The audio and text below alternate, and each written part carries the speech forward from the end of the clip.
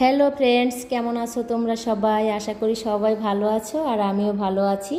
আজকে অনেক দিন পর একটি রান্নার ভিডিও নিয়ে আসলাম। আর এখন থেকে আমার এই আইডিতে আমি সব সময় নতুন নতুন ভিডিও ছাড়বো। তোমরা সবাই সাপোর্ট করবে, পাশে থাকবে।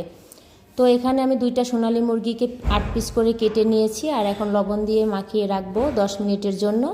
তো আমি বাসায় যেভাবে রোস্ট রান্না করি, আমি প্রফেশনালভাবে না রান্না করতে পারি না, আমি যেভাবে পারি খুবই সাধারণ, আমি সেইভাবেই তোমাদেরকে দেখাচ্ছি। তো কিছু পেঁয়াজ কুচি বেরেস্তা করার জন্য ভেজে নিচ্ছি। আর পেঁয়াজের কুচিটাকে যখন লাল লাল হয়ে আসছে তখন আমি তুলে নিয়েছি। দেখো পেঁয়াজের বেরেস্তাটা কত সুন্দর হয়েছে, জাস্ট ওয়াও একটা কালার হয়েছে। আর লবণ দিয়ে মাখিয়ে রাখা মুরগির পিসগুলোকে আমি এক এক করে ভেজে নেব সবগুলোকেই। অনেক বেশি আছে ভাজবো না, অল্প করে ভেজে নিব মিডিয়াম আছে। তো দেখো এপিট ওপিট 2 পিঠই আমার ভাজা হয়ে গেছে। প্রথম যে 4 পিস দিয়েছি সেটা, আর পরে আরও 4 পিস আমি ভেজে নিব। সবগুলোকে সুন্দর করে ভেজে নিব। অনেক বেশি সময় ধরে ভাজা যাবে না, কারণ বেশি সময় ধরে ভাজলে হয় কি মুরগির মাংসটা একদম শক্ত হয়ে যায়, জুসিনেসটা আর থাকে না। ওই জন্য রোস্ট বেশি ভালো লাগে না। আমার যেটা মনে হলো সেটা আমি বললাম। জানি অনেকেই মুরগির রোস্ট রান্না করতে পারো, বাসায় করো। আমি তোমাদেরকে বলছি না যে তোমরা রান্না করতে পারো না, তারপরও আমার ভিডিও করতে ভালো লাগে। আমি যেভাবে বাসায় নিজে তৈরি করি, রান্না করি, সেভাবেই ভিডিও নেই। তো কোনো রান্নার মধ্যে কোনো ত্রুটি হইলে সেটা তোমরা ক্ষমা সুন্দর দৃষ্টিতে দেখো। আর রান্নার ভিডিওটা শেষ পর্যন্ত দেখতে থাকো। আর এটা আমার রাঁধুনির মশলা, ছোট যে প্যাকেট, ওইটার একটা প্যাকেট আমি পুরোটাই এর মধ্যে দিয়ে দিব। পেঁয়াজটা ভাজা হয়ে গেছে, আবার নতুন করে পেঁয়াজ দিয়ে দিয়েছিলাম।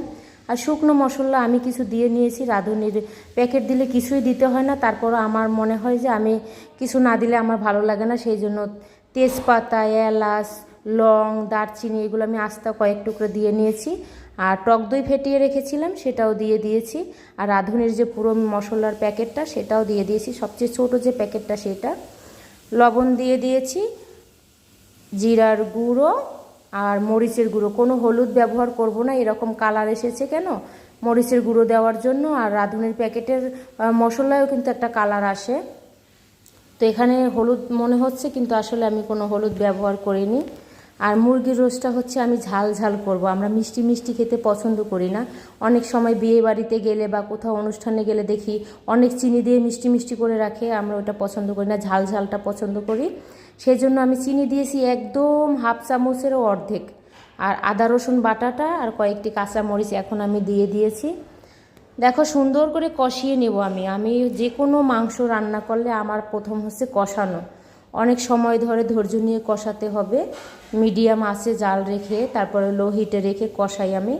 তো দেখো মাংসটা কিন্তু একদম সুন্দর করে কষাচ্ছি। আর তেল ছেড়ে দিয়েছে, তেল সব ছেড়ে দিয়েছে। আর আলতোভাবে কষাচ্ছি, যাতে নাড়াচাড়া দিচ্ছি, যাতে মাংসটা ভেঙে না যায়। এই পাশে অন্য চুলাতে আমি গরম জল করে রেখেছিলাম কড়াইয়ে, সেই গরম জলটা এখন দিয়ে দিলাম। আর গরম জলটা মাংসের উপরে উঠবে না, একদম মাখা মাখা দিব। মাংস ততটুকু বরাবর জলটা থাকবে।